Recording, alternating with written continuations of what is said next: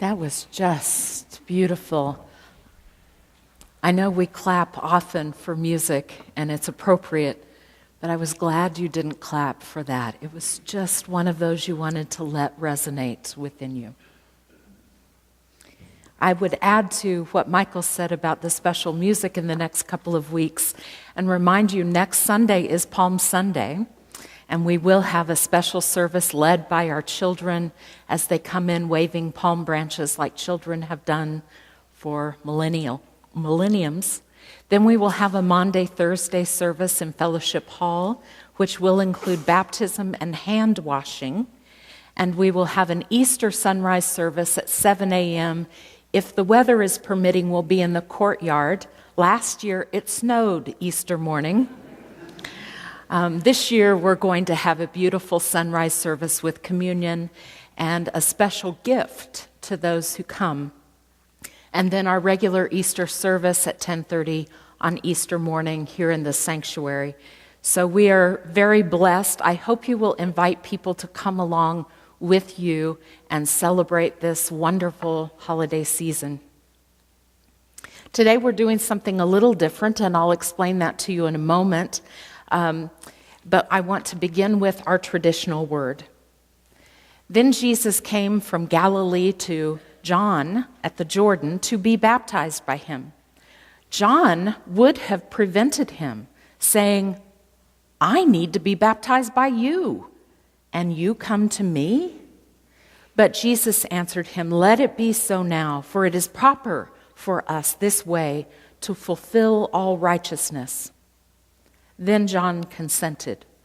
And when Jesus had been baptized, just as he came up from the water, suddenly the heavens were opened to him, and he saw the Spirit of God descending like a dove and alighting on him. And a voice from heaven said, "This is my Son, the beloved, with whom I am well pleased." So last week, I shared with you some baptismal stories from my ministry. Most were baptisms that I was blessed to officiate. There were babies and children, teens, adults, and elderly. The water was sprinkled and poured, and some people were immersed.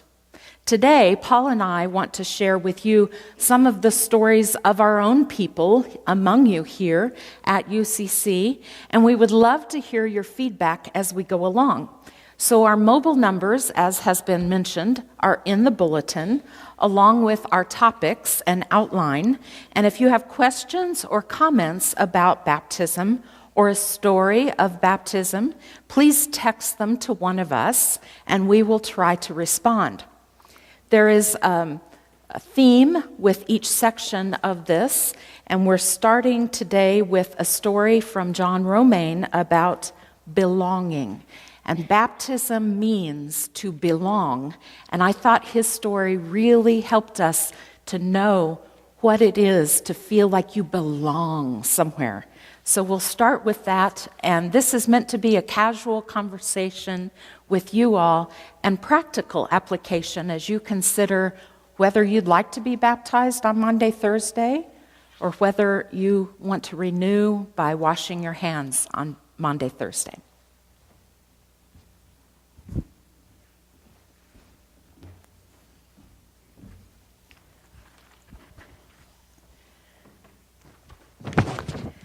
I brought my coffee to go with the introit. Good for you. I didn't prank his coffee, so darn it. This is what John Romaine wrote about his baptism. "I don't remember being baptized because I was a baby. I do know that my mother was active in a congregational church growing up and made my brothers and I attend church every Sunday until I left for college. So church was part of my life. My mother celebrated religious days like Christmas, Easter, and Lent. We lit candles at home for Lent. So part of being in my family was believing in God, saying our prayers and going to church. And knowing that I was baptized made me feel a part of my family and a part of a church family. After that, I saw babies being baptized. And I heard church members respond at those baptisms that they would help the child as the parents promised to raise him or her according to the teachings of Jesus. I remember enjoying seeing children go through those ceremonies. As I read John's story, I thought, this is a wonderful part of what baptism means. It means joining a family, and it means that we become responsible for that child or even that adult. It's what you feel when you feel a part of a community, and you become invested in the children in that community in ways you wouldn't have alone. So if anybody has any questions or comments about baptism as a belonging piece of the church, please feel free to text, or maybe you want to stand where you are and say something. Don't be shy, because it'll be very boring if you all don't participate. Okay, I have a text. Why is baptism, why are any sacraments necessary? If God is all-powerful, what difference do any of our traditions and actions make? He can save us all if he wants. Whether or not we follow the rules, can't he? So why is baptism or any sacrament necessary? This is a great question. Could I speak real quickly to Yes. the all-powerful? Something that this has come up a number of times in my seminary studies, and that's actually a very poor translation of the Hebrew word that describes God at that place. I won't go into all the details, but it has more to do with nurturing and mothering than being all-powerful. So that would be an interesting study right there, how a word that means nurturing and mothering became to mean all-powerful. So, interesting point. That's great. So I think we need symbols, which are sacraments, to remind us of things. And so, although baptism, communion are things that are God's actions, they symbolize to us God's action in our lives. We need those rites of passage and those symbols to remind us that we are God's own. And so for me, and this is perfect, this question is great, because it demonstrates how we belong to a community of faith.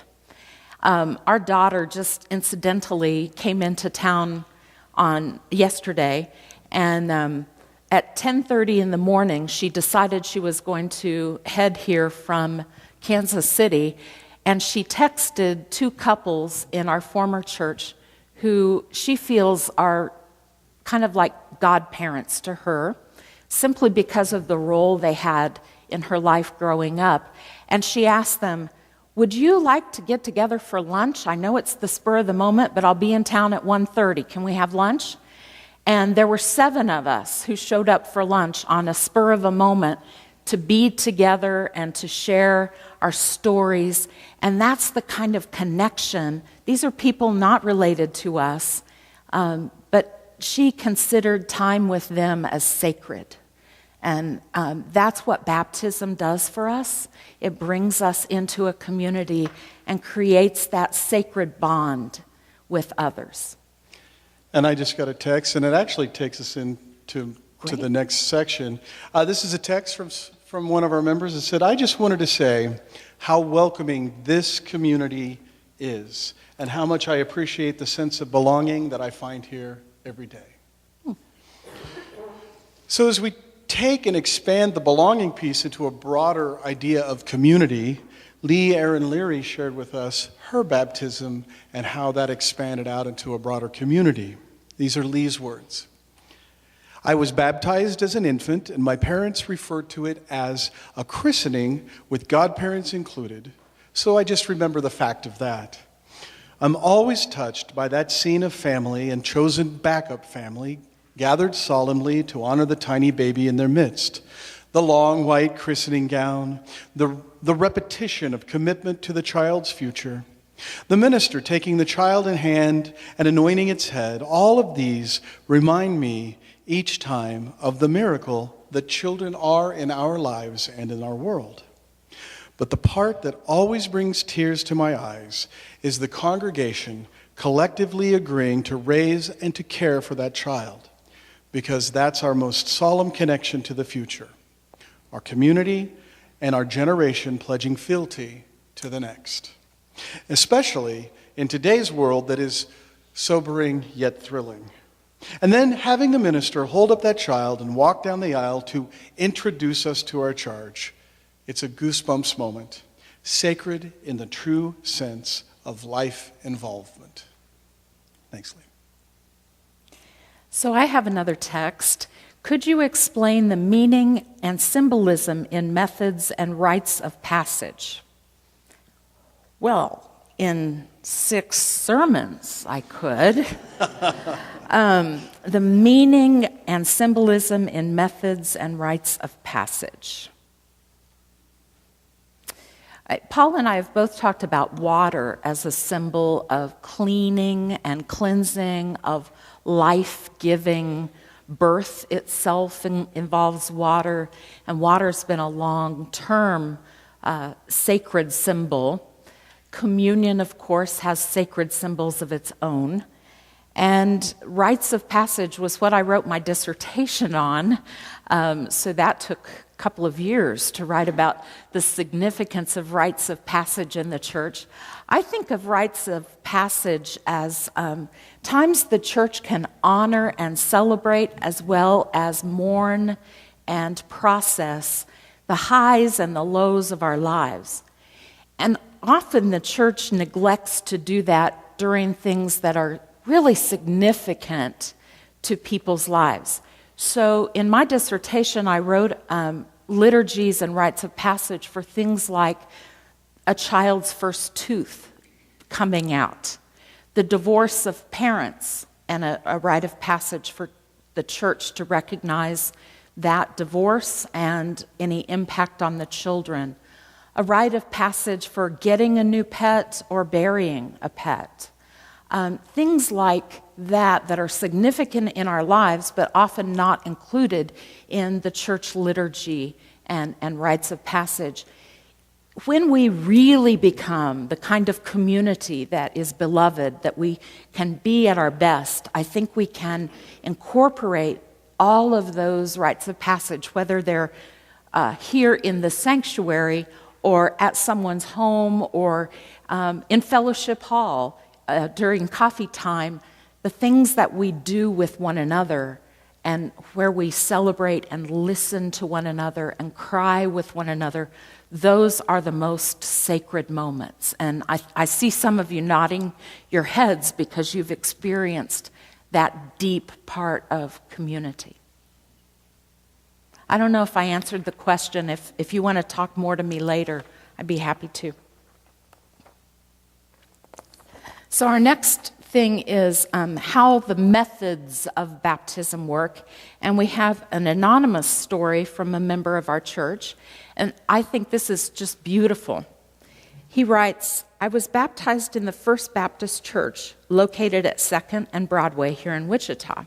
The baptistry was a beautiful marble setting of a river scene that one walked across in.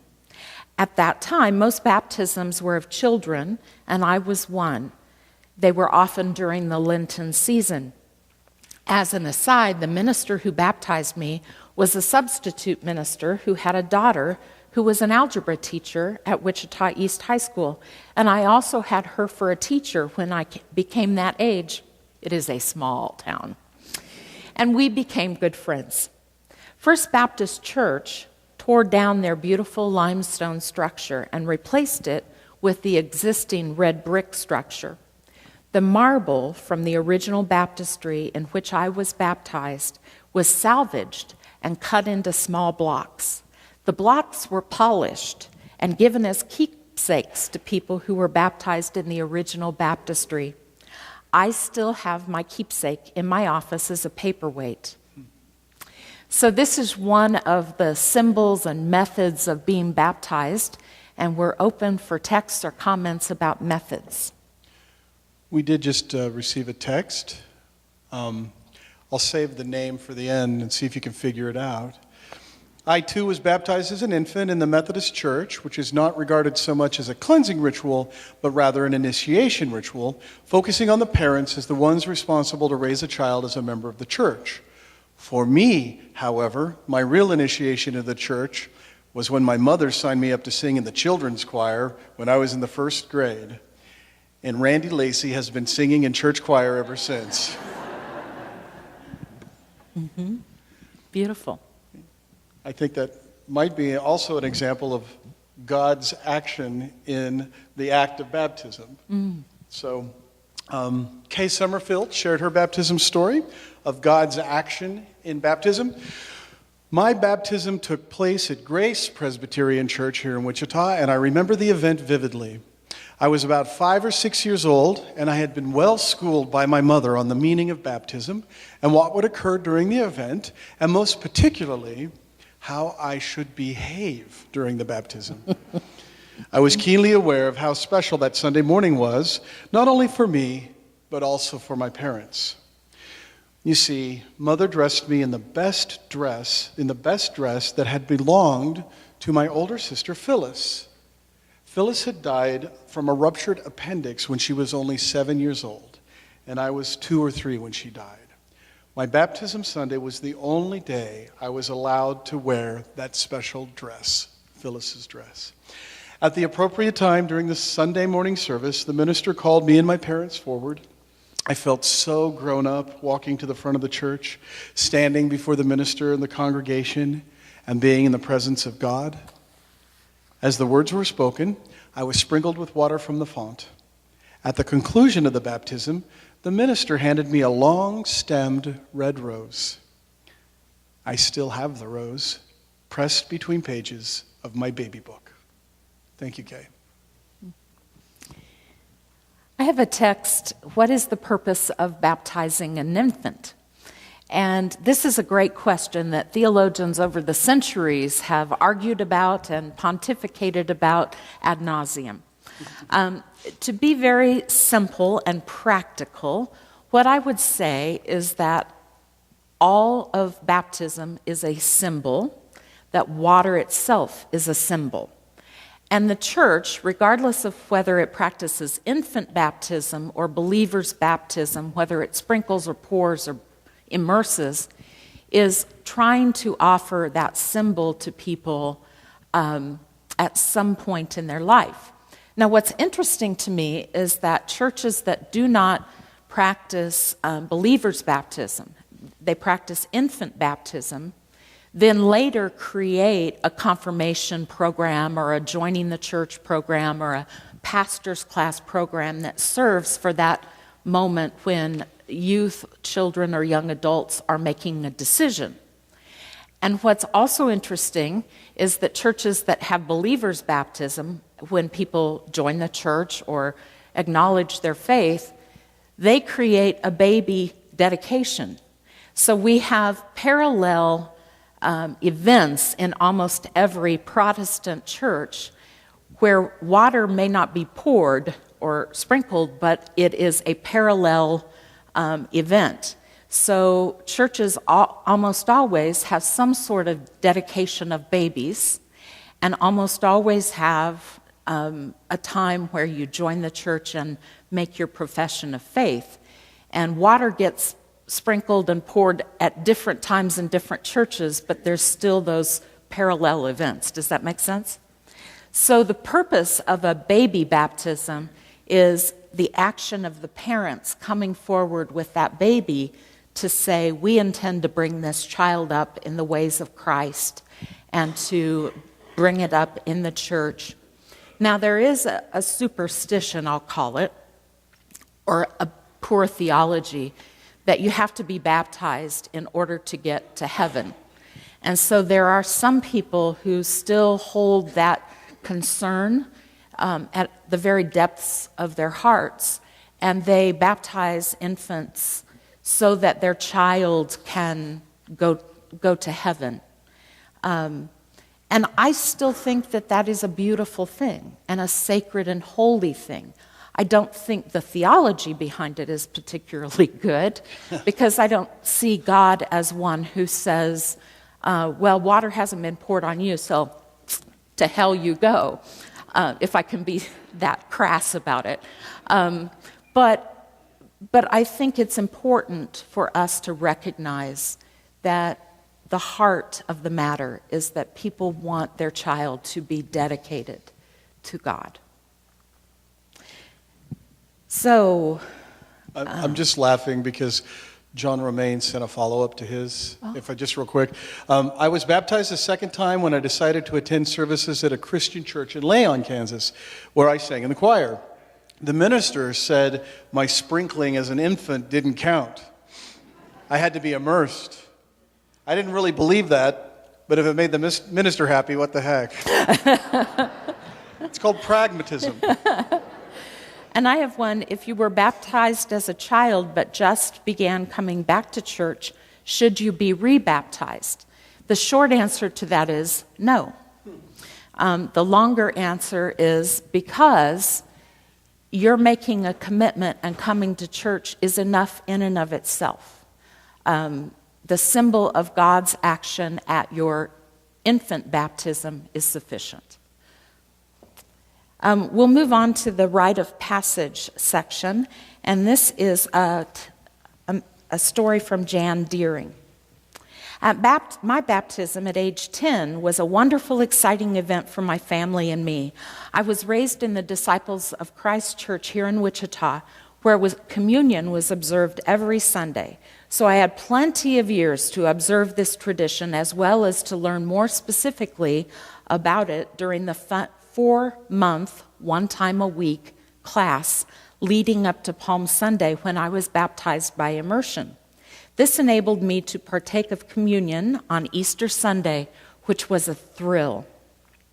At the time, at that church, you were not invited to take communion unless you had been baptized, either by sprinkling or immersion. Our confirmation also took place on Palm Sunday, with the minister asking, Janice, Shu, Shaf, do you believe that Jesus is the Son of God, and do you accept him as your personal Savior? Answering yes, I was then blessed by the minister and welcomed into membership of the church, mentioning also when my baptism would take place. Usually a number of young people chose this time of year to take the confirmation classes, make their confession, and be baptized. So it was even more exciting and meaningful experiencing this with friends my own age. My family was very proud of my decision to do this and hosted a special dinner after church after I was baptized. I will never forget this occasion in my life and will remember what it meant to me forever. Do you have any others? No, but I would encourage all of you to ask Robin someday about her first baptism that she performed at Pine Valley. We won't get into it now, and I'm going to pay for that in the morning. The short version of that story is I fell in my wet swimming suit with a wet white robe over me and fell very hard on my back. 20 years later, I still have scar tissue all across my back from it.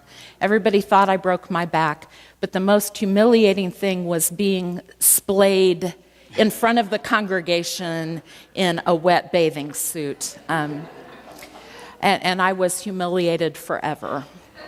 I'm glad I could reopen that scar for you. Thanks so much.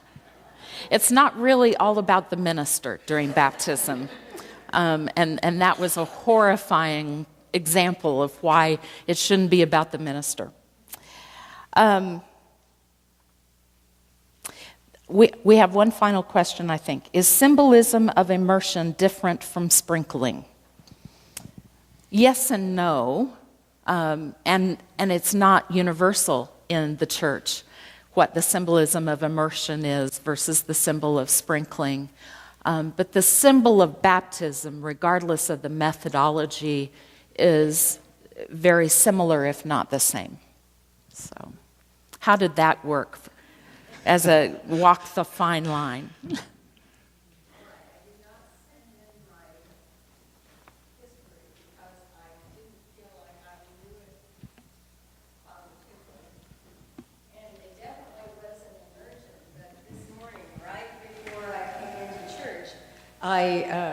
I called my brother, and he was on his way into church, and he's in Oklahoma.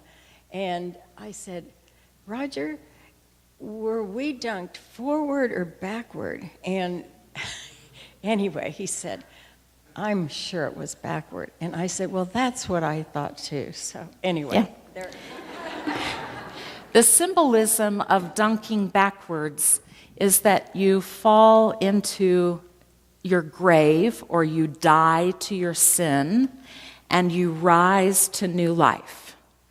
And so when you are immersing a person, typically they go backward into the water as a symbol of their death of their old ways, and they rise to a new life in the church community. So that's why it's not forward most of the time. Thank you all. I hope this was a rich discussion for you, and we hope you'll continue to share your stories with us, and we look forward to having the symbol of water being pulled together on Maundy, Thursday. As you're able, please stand and let's sing our benediction song.